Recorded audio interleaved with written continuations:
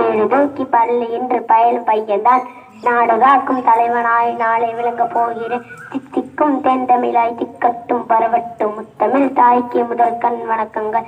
அறியாமல் கைக்கோளத்தில் எது நீச்சல் போட்டு நித்தம் நான் பேசிட எழுதிட பேதன்மை புரிதல்.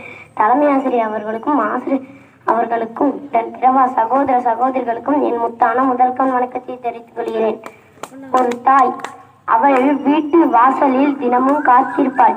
கையில் சூடான காப்பி, மனதில் ஒரு நம்பிக்கை, என் மகன் இது வீட்டுக்கு வந்துவிடான். ஆனால் அந்த மகன் போதை மருந்தின் பிடியில் விழுந்தான். வீட்டுக்கும் வரும்பதிராக காவல் நிலைதான் அவருடைய முகவரியாகிவிட்டது. தாய் கண்களின் கண்ணீர், வாழ்க்கையில் இருள். நண்பர்களே, இது கதையல்ல, நம் சுற்றிலும் நடக்கும் நிஜம். போதை மருந்து என்ன செய்கிறது? உடலை மெதுவாக கொல்லும் விஷம். அன்னதை குழுப்பி குடும்பத்தின் புன்னகையை பறிக்கும் கொள்ளைக்காரன். நண்பர்களின் முகத்தில் சிரிப்பை கலைவாண்டி பெற்றோர்கள் இதயத்தை நசுக்கும் கண்ணுக்கு தெரியாத விஷப்பாம்பு. தீர்வுகள் நாம் என்ன செய்யலாம்? இல்லை என்று சொல்ல கற்றுக்கொள்.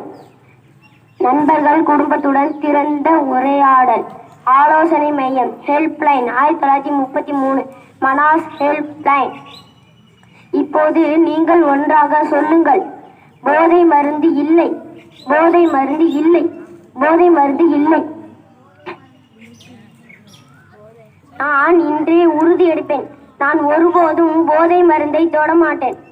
என் குடும்பத்தையும் காப்பேன், என் நாட்டையும் காப்பேன், என் நண்பரையும் காப்பேன். போதை இல்லாத வாழ்க்கை, அதுவே உண்மையான சுதந்திரம். நன்றி.